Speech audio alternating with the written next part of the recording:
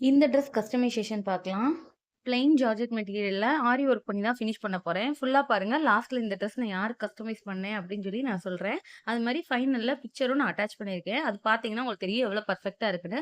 36 size இருக்க ஒருத்தருக்கு இந்த மெஷர்மென்ட் பெர்ஃபெக்ட்டா இருக்கும். இந்த ட்ரெஸ் கஸ்டமைஸ் பண்ண நான் 5 metre georgette material, 2 1/2 metre crepe lining, 1 metre cotton lining வந்து எடுத்திருக்கேன்.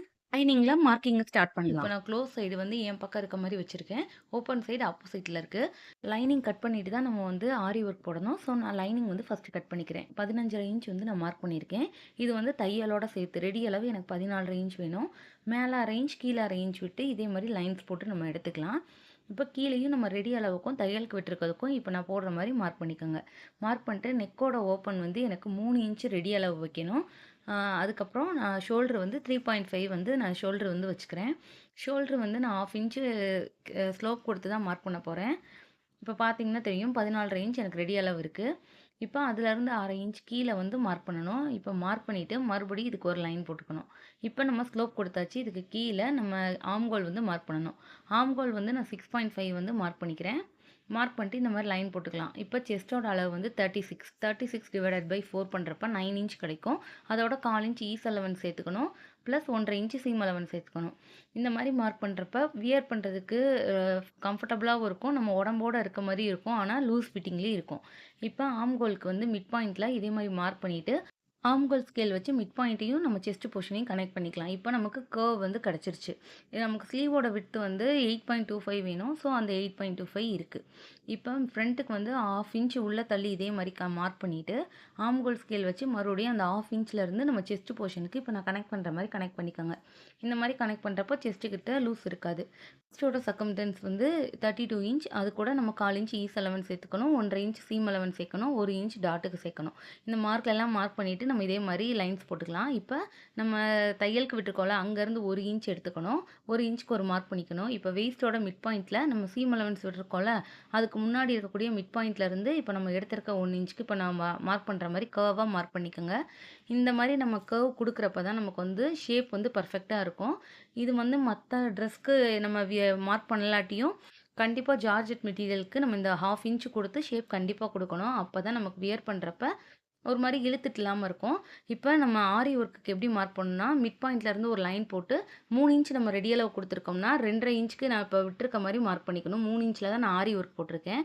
இந்த மாரி நீங்க மார்க் பண்ணி ஆரி ஒர்க் போடுறப்ப உங்களுக்கு தையலுக்கு 1/2 இன்ச் இருக்கும். ரெடி அளவுல இருந்து நம்ம மார்க் பண்ணியிருக்க மாட்டோம். ரெடி அளவு வந்து நம்ம அதுல இருந்து தான் நம்ம ஸ்டிச்சே போட்டிருப்போம். ஸோ இந்த மாரி நீங்க ஆரி ஒர்க் போட போறீங்கன்னா, நீங்க 1/2 இன்ச் வந்து உள்ள நெக்குக்கு விட்டுட்டு, ரெடி அளவுல நீங்க ஆரி ஒர்க் போடணும். இந்த மாரி போட்டா தான் உங்களுக்கு நெக் வந்து கரெக்ட்டா இருக்கும். இல்லன்னா நெக் வந்து உங்களுக்கு அதாவது ஒண்ணு டைட் ஆயிரும், இல்ல லூஸ் ஆயிரும். இப்ப நம்ம ஆரி ஒர்க் போட்டிருக்கோம்ல, அதோட மிட் பாயிண்ட்ல வந்து லைன்ஸ் போட்டிருந்தோம். அந்த லைன்ல இப்ப நம்ம கட் பண்ணியிருக்க லைனிங்கோட மிட் பாயிண்ட் வர்ற மாரி வச்சு, இதே மாரி கட் பண்ணிக்கணும். ஏன்னா, நம்ம மொதயே லைனிங் கட் பண்ணிட்டு தான், அத வச்சு ட்ரேஸ் எடுத்து தான் ஆரி ஒர்க் போட்டோம். இந்த மாரி போடுறப்போ உங்களுக்கு வந்து மிஸ் ஆகாம இருக்கும். இப்ப பார்த்தீங்கன்னா தெரியும், எந்த மிஸ்டேக்கும் இருக்காது. ஃப்ரண்ட்டுக்கு கட் பண்ணியாச்சு. இப்போ பேக்குக்கும் நம்ம வந்து கட் பண்ணி எடுத்துக்கலாம். Front and back cotton lining போடுறப்ப வியர் பண்ண ரொம்பவே கம்ஃபர்டபுளா இருக்கும். பாட்டமுக்கு கிரேப் லைனிங்கும், செஸ்ட் போர்ஷனுக்கு காட்டன் லைனிங்கும் யூஸ் பண்ணா ரொம்பவே கம்ஃபர்டபுளா இருக்கும் வியர் பண்ண. இப்போ ஸ்கர்ட் போர்ஷன் கட் பண்ணிக்கலாம். ஸ்கர்ட் வந்து நான் ஃபுல் சர்க்கிள் தான் போட்டிருக்கேன். இப்போ க்ளோஸ் சைடு நம்ம பக்கம் இருக்கணும்.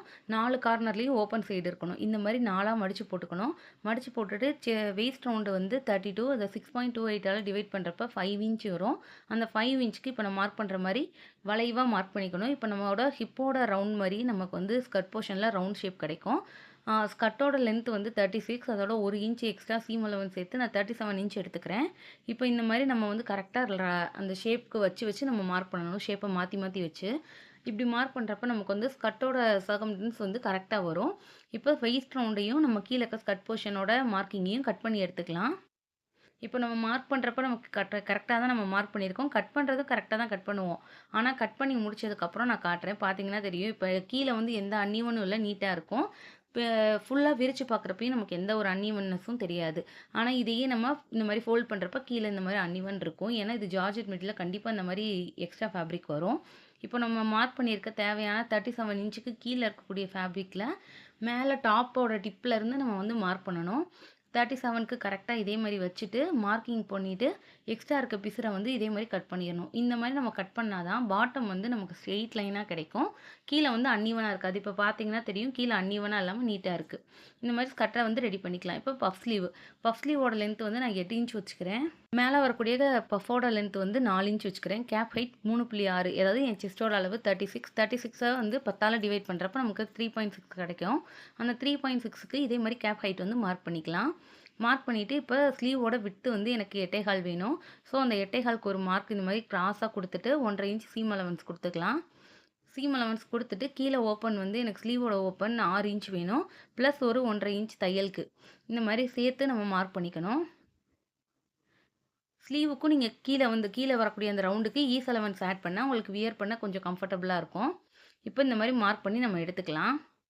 எடுத்துட்டு கிராஸா லைன் போட்டு ஸ்லீவோட நம்ம எப்பயும் மார்க் பண்ற மாரி மிட் பாயிண்ட்ல வந்து 1/2 இன்ச் மேல எடுத்து, ஆர்ம்ஹோல் ஸ்கேல் வச்சு இதே மாரி வளைவு குடுத்துக்கலாம். இதுக்கப்புறம் தான் நம்ம வந்து இத பஃப் ஸ்லீவா மாத்தப் போறோம். நார்மல் ஸ்லீவ் மார்க் பண்ண தெரிஞ்சா தான் நம்ம பஃப் ஸ்லீவ் வந்து அத கன்வெர்ட் பண்ண முடியும். ஸோ, நார்மல் ஸ்லீவ் வந்து நம்ம மார்க் பண்ணிக்கலாம். இப்ப இந்த மாரி கர்வா குடுத்ததுக்கப்புறம் நமக்கு ஷேப் ரெடி ஆயிரும். இப்ப நம்ம பஃப்க்கு விட்டுருக்க இடத்துல 3 இன்ச்சும், நம்ம ஸ்லீவோட இடத்துல ஸ்லீவ்க்கு மார்க் பண்ணிருக்கோம்ல ரெடி அளவு, அதுல 3 இன்ச்சும் எடுத்து இதே மாரி பாக்ஸ் போட்டுக்கணும். இப்ப அந்த பாக்ஸ இந்த மாரி ஜாயின் பண்ணி நம்ம ஸ்லீவோட இப்ப நீங்க பார்த்தீங்கன்னா தெரியும், ஸ்லீவோட ரவுண்ட்ல அப்படி ஜாயிண்ட் ஆகணும். இப்ப நான் கிராஜுவலா அப்படிதான் ஜாயின் பண்றேன்.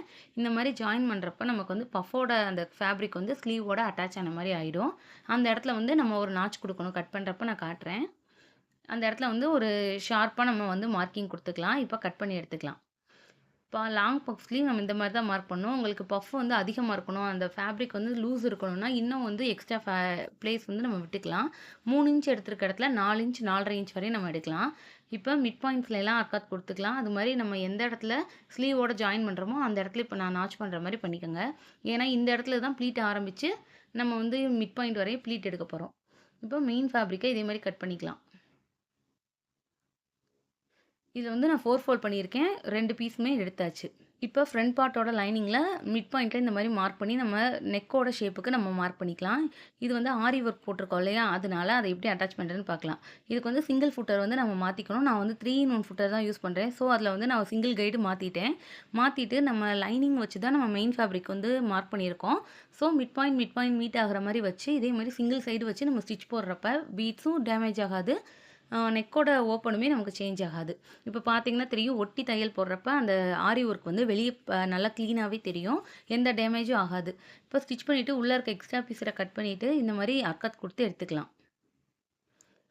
அர்க்காத் குடுத்துட்டு டேன் பண்ணிக்கலாம். இது வந்து நம்ம மேல வந்து எட்ஜ் தையல் வந்து போட தேவையில்ல. ஆ நம்ம லைனிங்கையும் மெயின் ஃபேப்ரிக்கையும் அட்டாச் பண்ணா மட்டும் போதும். இப்ப நான் அட்டாச் பண்ற மாரி அட்டாச் பண்ணி எடுத்துக்கங்க. ரொம்ப இழுத்து வச்சு நம்ம வந்து ஸ்டிச் பண்ணக்கூடாது. அப்பன்னா நமக்கு நெறைய சுருக்கு விழுகும். ஸோ, ஜார்ஜெட் மெட்டீரியல சாஃப்ட்டா தான் நம்ம டேப் பண்ணிட்டு, இதே மாரி ஸ்டிச் போட்டு எடுத்துக்கலாம்.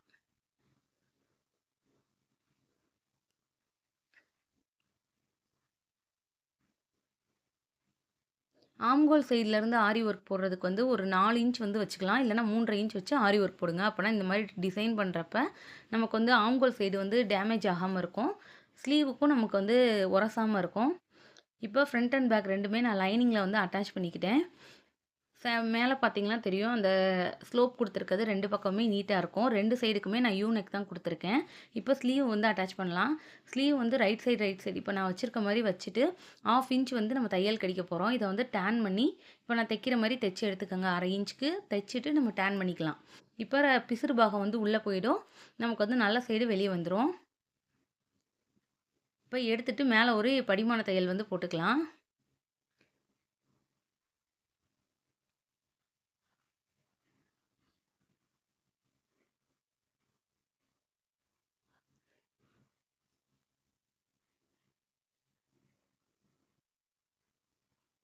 இந்த மாரி படிமான தையல் போட்டு நம்ம எக்ஸ்ட்ரா இருக்க பிசுற ஃபுல்லா கட் பண்ணி எடுத்துரலாம். லைனிங்க ஒட்டி நம்ம கட் பண்ணணும். அப்பதான் ஸ்லீவ் ஜாயின் பண்ணும்போது நமக்கு சரியா இருக்கும். இப்ப இந்த மாரி கட் பண்ணிறலாம்.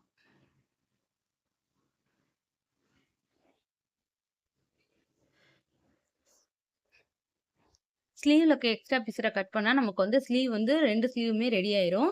ரெடியான ஸ்லீவ்ல நம்ம அர்க்காத் குடுத்துருக்கோம்ல, அந்த அர்க்காத் குடுத்த இடத்துல இருந்து இந்த மாரி நம்மள ஃபேஸ் பண்ண மாரி ப்ளீட்ஸ் வந்து பிடிக்க ஆரம்பிக்கணும். இந்த ப்ளீட் வந்து நம்ம குட்டி குட்டியா பிடிக்கிறப்ப நமக்கு வந்து மேல மட்டும் பஃப்ன்னு இருக்கும். இதே ப்ளீட்ட நீங்க கொஞ்சம் கேப் விட்டு 1/2 இன்ச், 1 இன்ச் நீங்க விட்டு ப்ளீட்ஸ் பிடிச்சீங்கன்னா, கொஞ்சம் பஃப்ன்னு இல்லாம கொஞ்சம் நமக்கு காமனா இருக்க மாரி இருக்கும். ரொம்ப பஃப்ன்னு மேல இருக்காது. எனக்கு பஃப்ன்னு மேல இருக்கணுன்றதுக்காக நான் வந்து குட்டி குட்டி ப்ளீட்ஸா வந்து எடுத்துக்கிறேன். இந்த மாரி பண்றப்ப நமக்கு பார்க்க ரொம்பவே அழகா இருக்கும். யூனிக்கா இருக்கும் அந்த பஃப் பார்க்கறதுக்கேவும். ஷோல்டர் கிட்ட மட்டும் தான் இந்த பஃப் இருக்கும். நமக்கு ஸ்லீவ் ஃபுல்லாவே ஃப்ரீயா தான் இருக்கும். இப்ப ஆப்போசிட்டா பஃப் வந்து பிடிச்சிட்டு வரணும். இப்ப இந்த மாரி 2 சைடும் நம்ம மாத்தி மாத்தி பஃப் பிடிச்சோம்னா, நமக்கு பார்க்குறப்ப லேயரா தெரியும். அழகா இருக்கும் பார்க்கறதுக்கேவும். மிட் பாயிண்ட் வர்றப்ப, மிட் பாயிண்ட்ல ஒரு ஃபோல்டு பண்ணி, இதே மாரி ஸ்டிச் பண்ணி நம்ம லாக் ஸ்டிச் வந்து போட்டுக்கலாம். இப்ப பார்த்தீங்கன்னா தெரியும் லேயரிங்கா எவ்வளோ அழகா இருக்குன்னு. மேல மட்டும் தான் அந்த பஃப் இருக்கும். நமக்கு ஆம்ஹோல் சைடு வந்து அந்த பஃப் இருக்காது. பாட்டம் ஸ்லீவ்லயும் இந்த மாரி நான் ஆரி ஒர்க் போட்டு ஃபினிஷ் பண்ணிக்கிறேன். ஆரி ஒர்க் பண்ண யோக் பார்ட்டும், ஃப்ரண்ட் பார்ட் ரெடி ஆயிடுச்சு. இப்ப பேக் பார்ட்ட எடுத்து நம்ம இதுல வச்சு ஸ்டிச் பண்ண போறோம். இதுல வந்து ஃப்ரண்ட் அண்ட் பேக் 2மே நான் வந்து டீப் நெக் தான் குடுத்துருக்கேன். அது மாரி ரோப்பும் நான் அட்டாச் பண்ணல. ஏன்னா நம்ம ஸ்லோப் குடுத்து ஸ்டிச் பண்ணும்போது நமக்கு வந்து ஷோல்டர் ஃபால் ஆகவே ஆகாது. ஸோ, நம்ம தைரியமா ஸ்டிச் பண்ணலாம். நான் வியர் பண்ண பிக்சருமே இதில அட்டாச் பண்றேன். உங்களுக்கு யூஸ்ஃபுல்லா இருக்கும். 36 சைஸ் இருக்க ஒருத்தருக்கு இதே மெஷர்மென்ட்ட யூஸ் பண்ணி நீங்க ஸ்டிச் பண்றப்போ, உங்கனாலயும் பெர்ஃபெக்ட்டான ஒரு அனார்கலிய வந்து கண்டிப்பா அச்சீவ் பண்ண முடியும்.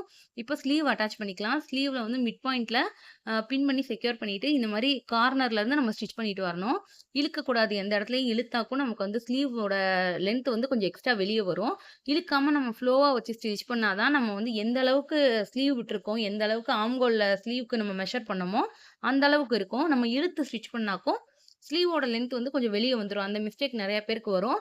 ஸோ, இழுக்காம ஸ்டிச் பண்ணுங்க. அதுவும் நம்ம இந்த மாரி ப்ளீட்ஸ் வச்சு நம்ம ஸ்லீவ் அட்டாச் பண்றப்ப, நமக்கு வந்து இழுத்தாக்கும் தையல் விட்டுட்டு எக்ஸ்ட்ரா ஃபேப்ரிக் வந்து வெளிய வந்துரும்.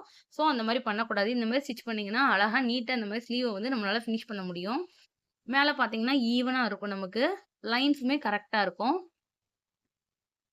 இப்ப இந்த மாரி ஆரி ஒர்க் போட்டு நான் ஃபினிஷ் பண்ணியிருக்கேன். பார்த்தீங்கன்னா தெரியும். இப்ப நான் எதுலயுமே இழுக்க மாட்டேன். இழுக்காம தான் நம்ம ஸ்டிச் பண்ணணும். 2 ஸ்லீவுமே நம்ம ஒரே மாரி இழுக்காம ஸ்டிச் பண்ணி நம்ம ஃபினிஷ் பண்ணிக்கலாம்.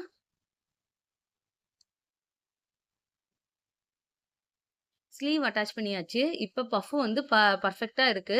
நான் இந்த மாரி தான் பஃப் வைக்கணும்னு நெனச்சேன். ஸோ, அதே மாரி நான் அச்சீவ் பண்ணிட்டேன். ஃப்ரண்ட் பார்ட்டு, பேக் பார்ட்டு அதுக்கடுத்து ஸ்லீவ் வந்து நம்ம ஸ்டிச் பண்ணி முடிச்சாச்சு. ரோப் இதுல நான் அட்டாச் பண்ணல. ரோப் அட்டாச் பண்ணாமலே நமக்கு பெர்ஃபெக்ட்டா இருக்கு. இப்போ பாட்டம் ஸ்கர்ட் வந்து அட்டாச் பண்ணலாம். நான் வந்து மெயின் ஃபேப்ரிக்கையும், லைனிங்கையும் ஒண்ணா வச்சு அட்டாச் பண்ணிக்கிறேன் ஃபர்ஸ்ட்டு. அதுக்கப்புறம் நம்ம அத வந்து யோக் பார்ட்ல வச்சு ஸ்டிச் பண்ணலாம். நம்ம பாட்டம் ஸ்கர்ட்ட லைனிங்ல அட்டாச் பண்றப்பயுமே இழுக்கக்கூடாது. நம்ம இழுத்து நம்ம ஸ்டிச் பண்ணாலே, நமக்கு யோக் பார்ட்டோட நம்ம ஸ்கர்ட் போர்ஷன் அட்டாச் பண்ணும்போது நமக்கு வந்து சுருக்கு நெறையா விழுகும். அந்த மிஸ்டேக் வர்றதுக்கு காரணம் நம்ம ஸ்கர்ட் போர்ஷன இழுத்து தையல் போடுறது தான். ஸோ, அந்த மாரி இழுக்காம ஃப்ளோவா விட்டு ஸ்டிச் பண்றப்ப நமக்கு வந்து அந்த சுருக்கு வந்து வராது. இப்ப நான் ஸ்டிச் பண்ற மாரி லூஸா விட்டு தான் நம்ம ஸ்டிச் பண்ணணும். அப்பதான் நமக்கு வந்து பிசுறு எதுவும் இருக்காது. அது மாரி அந்த சுருக்கு சுருக்கா இருக்கும். நம்ம யோக் பார்ட்டோட ஸ்கர்ட்ட ஜாயின் பண்ணதுக்கப்புறம். அந்த மாரி இல்லாம இருக்கணும்னா, இழுக்காம ஸ்டிச் பண்ணணும். இப்ப 2யும் அட்டாச் பண்ணிட்டு, நம்ம ஸ்கர்ட்ல வந்து 1/2 இன்ச் ஸ்கர்ட்லயும் 1/2 இன்ச் யோக்லயே விட்டுருந்தோம். ஸோ, அந்த 1/2 இன்ச், 1/2 இன்ச்க்கு ஈக்குவலா வச்சுட்டு, இதே மாரி 2, 3 ஸ்டிச் வந்து போட்டுக்கணும். அதுக்கப்புறம் தான் ஓவர்லாக் பண்ணணும். நான் 2லேருந்து 3 ஸ்டிச் போட்டுட்டு ஓவர்லாக் பண்ணி எடுத்துக்கிறேன். இப்ப பேக் பார்ட்லயும் அதே மாரி தான். மெயின் ஃபேப்ரிக்கையும் லைனிங்கையும் அட்டாச் பண்ணி எடுத்துட்டேன். இப்ப அதுலயும் அதே மாரி தான் நம்ம இழுக்காம அப்படியே எடுத்து வச்சு மட்டும் தான் ஸ்டிச் பண்ணணும். இந்த மாரி ஸ்டிச் பண்றப்ப நமக்கு வந்து சுருக்கு இல்லாம நீட்டான ஒரு ஃபினிஷிங் வந்து கிடைக்கும் ஃப்ரண்ட் அண்ட் பேக்ல. இப்ப நான் கட் பண்ணிட்டு காட்டுறேன். பார்த்தீங்கன்னா தெரியும். எந்த இடத்துலயுமே நமக்கு வந்து இங்கேயுமே நமக்கு சுருக்கு இழுக்காம இருக்கு. ஓப்பன் பண்ணி நம்ம ஃப்ரண்ட்ல பார்த்தாலும் நமக்கு வந்து சுருக்கு சுருக்கா இருக்காது. இந்த மாரி நீட்டா இருக்கணும்னா, நம்ம இழுக்காம அப்படி ஃப்ளோவா விட்டு தான் ஸ்டிச் பண்ணணும். இப்ப நான் ஸ்டிச் பண்ணத காட்டுறேன். இன்னும் சைடு ஜாயின் பண்ணல. சைடு ஜாயின் பண்றதுக்கு இப்படி தான் வியூ இருந்துச்சு.